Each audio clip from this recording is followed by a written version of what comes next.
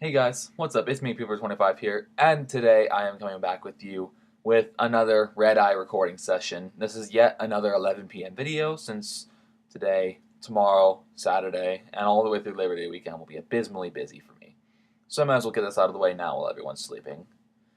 So, yeah, as to be anticipated, I'm going to be sharing my thoughts on each of 2019's editions for Six Flags. Now, they have them all down here. I paused the press release here, or I paused the video, and we have these down here. I'm going to go through them one by one from order, top right to bottom right, or top left to bottom right. You can see, I'm sure that most of you who have watched this video have already figured out or have already know about these attractions. And in case you don't, you'll be seeing three at a time, and I'll be going through each of these by one thought. Without further ado, let's get this going. We have Pandemonium at Six Flags Over Georgia. From what we know, this will be one of the base model giant discoveries. It's not going to be one of the tall mega ones like Crazanity, but it's going to be one of the base ones like Wonder Woman Lasso of Truth at Discovery Kingdom, Riddler's Revenge at Over Texas, and Harley Quinn's Insanity at New England. It'll be one of those. It'll also be replacing likely Whistle Stop Park according to renderings, projected renderings, and will be part of a new Screampunk area that they could potentially theme a little better.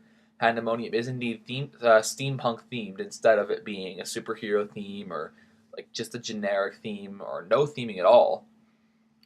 But yeah, Pandemonium, congratulations to the Over Georgia natives. You got a great ride on your hands. I rode my first ever giant discovery on Harley Quinn's Insanity at Six Flags New England, and these things are incredibly fun, incredibly forceful, and you guys have a winner on your hands here.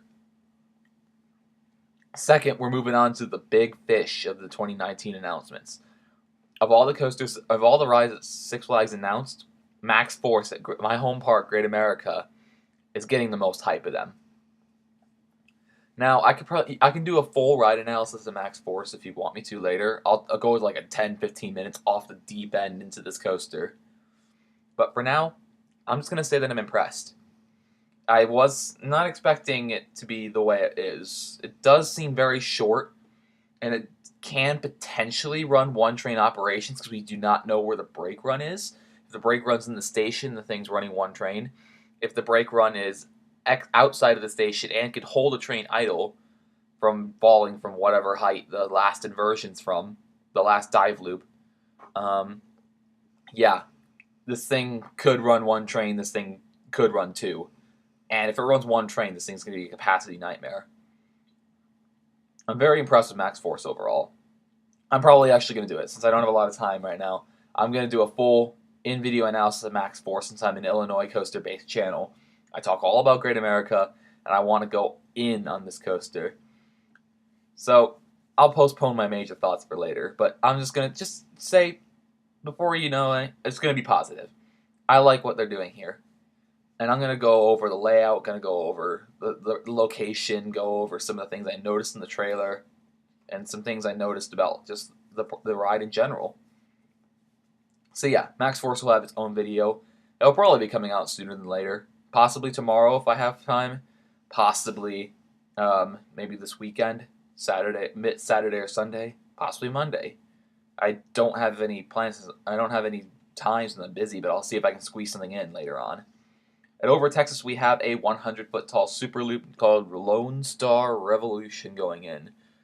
This, yeah, it's all it is, a 100-foot tall super loop. I'm getting the vibe that Over Texas, they're just like, screw it, let's just throw in a thrilling flat ride every year and call it a day. Like, I think Over Texas is reaching the point where they're just saying, screw it, throw in whatever we can put in there. So they're kind of cramped for land. They're kind of cramped for, like, new diversity in their lineup. They don't really have the funds to make a big investment, and they're just running out of things to do. They don't seem to push the boundaries of innovation as well. They haven't gotten a unique or innovative coaster since New Texas Giant, and granted, that was a prototype. But yeah, Lone Star Revolution, this is a Mardi Gras hangover clone, Six Flags Over Texas. This will be 100 feet tall. I like the name, but it's a super loop, so that's all I can say about it. Moving on. We have Bucket Blasters going to Great Escape, as well as Splashwater Kingdom being renamed to Hurricane Harbor, which is I did not expect that. I was wrong in the water park prediction, but seeing the return of Aqua Twists does make me wonder if this was like a one-off that they brought back from the dead, or this is actually going to be a continuous thing. Because when I was in St. Louis, Six Flags St. Louis, they have an Aqua Twist in their kids section, or one of their kids sections, I think, and it was like dead. I don't even think it was operating when I went there. Granted, it is Six Flags St. Louis. I think Great Escape's a little better with operations, minus Alpine bobsleds and Extreme Supernova. But I think that Great Escape could potentially make better use of this, especially if they throw it in their water park. I doubt they will, though. But yeah, Bucket Blasters would be fun. I kind of like the name. It kind of just is very reminiscent. The name's kind of nice. Really, it's just an Aqua Twist, though. I'm not too impressed, but I wasn't expecting much from Great Escape. I wasn't going balls to the walls in this park. However, I am definitely impressed with West Coast Racers. Sorry about that. West Coast Racers looks to be a premier racing double launch coaster. So you will be experiencing 4 launches. This is a Mobius ride, so you'll be traveling on the white track first and then moving over to the yellow track after a pit stop, quote unquote, which is sponsored by West Coast Customs, hence the logo and the name. It's sponsored off West Coast Customs. But yeah, this is going to be a fun little ride. This actually does give Magic Mountain a legitimate 20th coaster because they're not taking out anything. They're keeping their go-karts somehow because the structure just so happens to be intertwined with the go-karts. Genius engineering. They're keeping Jetstream, keeping Ninja, keeping Tatsu, keeping Apocalypse, keeping the River Rapids ride. Yeah, this thing is going to like squeeze its way into Adrenaline Alley, or what may actually remain Cyclone Bay because we haven't gotten like a confirmation on the name. But Adrenaline Alley definitely looks to be. I'm just going to call it that because I'm assuming we're going to get that announcement sometime soon. Or maybe it'll be one of the things we have to discover at the start of the season. But this West Coast Racers, I will say that does look a bit more family-oriented. It's not as aggressive as a thrill ride as Full Throttle or Twisted Colossus, which is the 2 inspirations for this ride, or seemingly. Seeing as the last 2 coasters they installed, Premier Launch is missing half its layout, and an RMC Mobius dueling coaster, they seem to have combined the 2 and just made West Coast Racers. This thing's going to be short, but yet fun. Compact, low to the ground, and yeah, it's going to be a fun little ride, though. I quite like what's going to go on with this thing. It's not going to be the best ride in the park by a large margin, because Magic Mountain, for some reason, has 20 coasters, yet none of them are world-class. And, yeah, just, I don't know. This thing's going to be fun. I think this is one of those coasters that will either be really good up front, or will either be like really good up front and then tank later on, or will be consistently popular with the GP. Who knows? Same with Max Force. It's going to be really popular up front, but really it's not whether or not it's going to stay popular. It's whether or not they're going to keep it well maintained because of the compressed air launch that it has from 0 to 78 in under 2 seconds. So yeah. Maintenance might be an issue. Capacity might be an issue. We'll see if Max Force is going to stick around. If it's going to be ridden, plagued, or if it's actually going to function. Moving on, we have Six Flags Mexico, which is getting Bugs Bunny Boomtown and DC Super Friends, 2 rethemed kids areas. I think this is a good fit for the park. I don't know enough about Six Flags Mexico to actually make this prediction. I just think this is a good fit for the park. They just got a 40 free spin last year. They've gotten some thrilling rides for the past several years, like a Sky Screamer, Justice League. They got some other stuff as well. They definitely need to like take a off year, especially after putting in a coaster. And I think doing a retheme of their kids areas with intellectual property would be fun. I think it'd be good for the kids, good for the families, good for everyone really. I mean, also the Mexican coaster enthusiasts are not really ones to complain but I also don't know what they're saying because I can't read Spanish. So yeah, but I think I don't know. I'm not complaining with this edition. I wasn't really expecting anything too big, like maybe a giant discovery at most from Mexico, but this actually works just fine. Moving on, we go down to Chaos at La Ronde, a base model super loop, a 72-foot, 23-meter super loop. Yeah. Well, Chaos is going to be the most offensive part of it, other than being at La Ronde. If you don't know a little bit about flat ride history, Chaos is a vintage flat ride, or not even vintage, like this decade flat ride from Chance. That's basically like a freestyle mixed with a 40 free spin, mixed with, or like a wipeout mixed with a 40 free spin, mixed with like something else. It was just a completely, utterly bonkers ride. And I remember seeing the one at Cedar Point go, and I chickened out of it in 2010. It was gone shortly after that, so I can't ride one now. And I think the last one is on its last breaths in the United States, or even the world. They're getting rarer to come across, and naming a Superloop Chaos would be, yeah, that's interesting. Why not just call it Pandemonium or Fireball? Do you have to go with something that's also French? Like, do the French know what Chaos is? I don't know. I don't want to talk about La Ronde any longer because it's La Ronde. Moving on to something I am curious about is Cyborg at Six Flags New England. This was leaked. We just didn't know what type of ride it is. We know now that it is a Chance freestyle. This looks to be a second year. This is a second year investment of this ride model, and it does tell me if this one goes well, we might be seeing more of these in the future. Maybe not the exact dark ride themed ones, but more Chance freestyles going as like a throw-in edition. Like, we just did a big expansion. Here's a flat ride. We're gonna cool our jets and keep the hype for 2019's edition. Like, Great America, put in Max Force. Next year, put in a Chance freestyle in just whatever compact space they can get. Like the Fountain of Hurricane Harbor. If I'll go into that in my main video, or about the land usage. But yeah, I think Cyborg will mark a start of like the Chance freestyle being the new fad Six Flags ride. They're compact. They're easy to run, and I believe this will be replacing Krypton or Kryptonite Collider, which is their current Chance wipeout.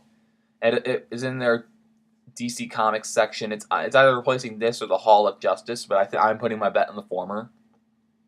And Cyborg will be a fun ride. It's really going to be hit or miss. It's either going to be basically a freestyle wipeout experience in complete darkness, or they're going to put on a spectacular light show or like story and put in some good theming that actually blows guests away and might be a popular favorite for guests that want AC and a fun ride. So I can see Cyborg being a really good fit for the park, especially since Kryptonite Collider had a ridiculous height restriction. Like, you were not able to ride it if you were over like 5'6" or whatever, or if you were over 6 feet. So I never got to ride Kryptonite Collider, formerly Joker's Wildcard. Rip. But if I come back here with my cousins, I'll definitely ride Cyborg. I'm definitely looking forward to possibly riding that, because I've been to Six Flags New England a couple times already. Moving on to Great Adventure, we have Wonder Woman Lasso of Truth. This is a Crazanity clone. It's another giant discovery, and congratulations to Great Adventure natives. You have yourself a winner on your hands. Your flat ride collection has gone from good to great with this, because a giant discovery can make any park better. I personally think that Six Flags will make it, along with a Superloop, their mission statement to essentially put one of these in their parks, every single one of them. I think Great America's time will come in the next 2 years to get one of them, or even like other parks. Like, I'm pretty sure, what is it? Over Georgia has one, Over Texas has one, Magic Mountain has one, New England has one, Great Adventure has one, and there's Discovery Kingdom has one, and a couple, and yeah, they're going to start putting these in. Like, they already, half their parks already have one of these. So it's going to be fun. And I think this is going to be the new fad ride. Just like how Super Loops was a fad thrill ride a couple of years ago, this is going to be the new fad thrill ride. And this one is a significantly higher quality. I think, and Great Escape natives have been asking for one of these for a while now, or at least Great Escape enthusiasts, or sorry, Great Adventure enthusiasts have been asking for these for a while. And they finally got one. It might be Wonder Woman themed, but they still have an excellent ride on their hands. And I'm quite satisfied with that addition. It's exactly what I expected from the park this year. Once I knew the size of the clearing, I knew it was going to be a freaking giant discovery. Moving on, we have the last giant discovery of the year, Joker Wildcard, going to Fiesta, Texas, right across from Superman and Batman. They took out Dare Twister and theoretically Whirligig, Dare Twister being their top spin, and Whirligig being their medium swings, or their wave swinger, as some call it. And they're going to be putting in a Crazanity Clone, Giant Discovery, Joker Wildcard. This is weird because the park president went on Facebook or social media outlets and deconfirmed, quote unquote, that a Giant Discovery is coming to the park. Well, he lied and ended up being a Giant Discovery. What are you going to do? Yeah. This one's a very interesting case of teasing gone wrong or like miscommunication. Because not only did he lie about Giant Discovery not being the thing, he also said that, hey, Whirligig's going away, but Whirligig appears in the rendering. Dare Twister is definitely gone for sure. It is in Dare Twister's land. But Whirligig's still in the rendering. So it's very confusing how that all happens. But other than that, Fiesta Texas has an absolutely incredible ride on their hands. They already have an SNS drop tower. They have a super loop. They have a disco, and they have a sky screamer. They have a fantastic collection of flat rides now. Maybe they can use another inverting flat ride other than a super loop, like maybe a Turbolon, since they just got rid of their top spin for this. Who knows? Maybe they'll use for Scraps or Discovery Kingdoms or Darien Lakes top spins, since I believe those are the only two that are left at this point in the Six Flags chain. Oh no, Great Adventure has theirs as well. So there's only 3 top spins left in the entire chain. They're going away quickly. Yours is next. I'm watching. Moving on, we have Batman the Ride going to Discovery Kingdom. Yeah, this is probably going to be one of the last 40 free spins. I know we said this last year, but I really had a hunch that Discovery Kingdom was going to get one of these eventually. It was easy to put in, it's affordable, and it definitely would have suited their lineup very well. I'm surprised they didn't get one a few years earlier, to be honest. They decided to RMC Roar instead. Don't know why to this day. But putting in one of these, I believe, right next to Harley Quinn Crazy Coaster is a fantastic addition. And I actually predicted this. I knew a V2 retheme's been in the works for a while since it's like right in their DC Comics section. But this is definitely the probably the best option they could have done with their height restriction. It's been 3 years since they put in a coaster, 2016 to 2019. And putting in one like this is perfect since there's not a single 40 coaster in all of NorCal. And even then, so there's no SNS 40 free spin in the entirety of California. You have X2, you have Green Lantern, or Green Mistake. Yeah. Other than that, this is really just a 40 free spin clone. It's not really worth spending too much time on, but I just want to compliment how much of a good fit it is for the park. They definitely need something. They're going to be slowly edged out by California's Great America because of their height restriction, as well as their lack of space. And they might even potentially convert away from a zoo in order to expand their amusement park more. But that's a long ways down the line. California's Great America hasn't even started their master plan very much. However, we have another water park edition. I believe this is actually the only water park edition going to the United States for Six Flags chains, Caribbean Cove, which is a kiddie play area for Hurricane Harbor Concord. Not much to talk about there, but this is the second, I think this is the first time. Did they buy Concord last year or 2 years ago? This is the second time already they've expanded or redone something in Hurricane Harbor Concord. So Six Flags really thinks this is profitable, and they're doing something with it. Moving on to Six Flags St. Louis, we have Supergirl, a Zamperla Endeavor 24. So, yeah. This is essentially the Catwoman's whip over Texas, but it's only like 1 across seating instead of 2. So this is essentially a smaller version of the modern replacement to their Enterprise they just got rid of last season, Enterprise, Highland Fling, and they're putting a DC Comics themed ride in Britannica, which is on the other end of the park from their DC Comics area. They have Justice League on one end, and you got this one, which is over by Boss and Pandemonium. It kind of doesn't make sense, but okay. I mean, this is kind of what I expected from this park. Nothing too big, but something worth locals coming back to, especially since St. Louis's crowd is like kind of oblivious because they're so used to being neglected. They just kind of take whatever at this point. But yeah, Supergirl's not much to talk about. I do want to say that I just kind of laugh how St. Louis got screwed in the capacity because they went for the 24 models to the 48 model just because it's Six Flags St. Louis. Moving on, we have Firebird, a basically floorless Apocalypse. That's literally what it is. They're turning Apocalypse into a floorless coaster. Now, I want to say that while this may be a bad addition, I think that Apocalypse, in terms of ride quality, was better off being scrapped and replaced by a Raptor for the future well-being of their park.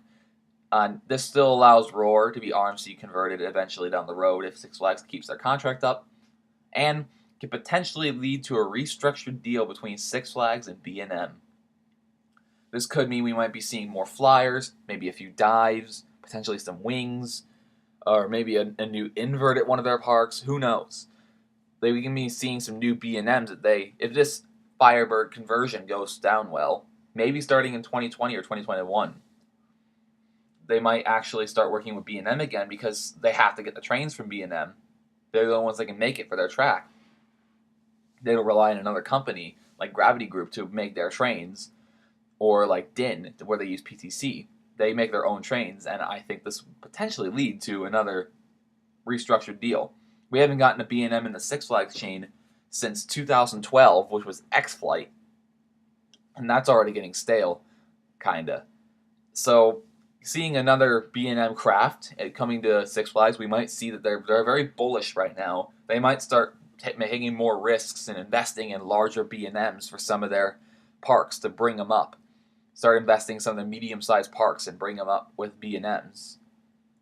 Since, a lot of the parks already have core B&Ms, like their Batman clone, but starting to put in like dive coasters, or starting to put in unique, maybe a couple hypers at some points, like a hyper for, I don't know, like a hyper for, not Discovery Kingdom, or potentially Giga for Magic Mountain, who knows.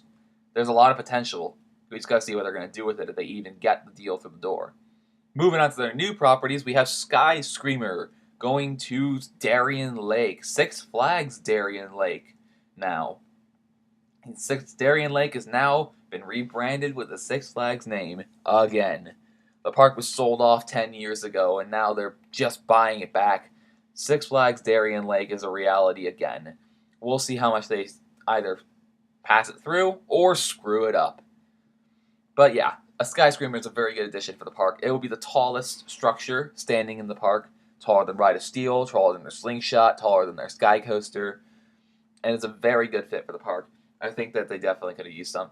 Some say that the go-karts are being replaced by it, or it's replacing the go-karts.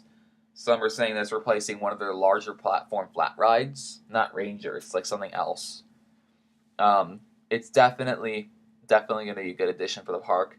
And I definitely see good things coming for this park in the future. They have a lot of room to expand. They have a lot of potential. Don't screw this up, Six Flags. You got a market in Buffalo now. Make it the most.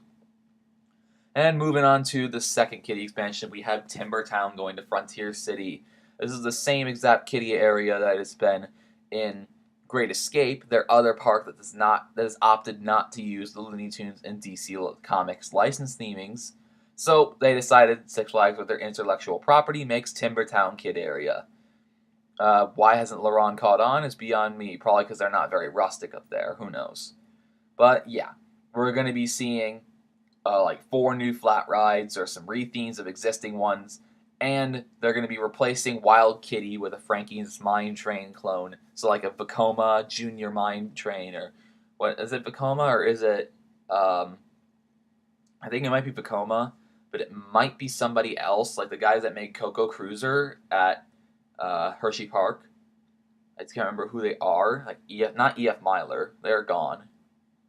Like somebody else, or is it Zamperla? So there's Zamperla or Vekoma that's making a new Junior Mine Train for Timber Town for Frontier City.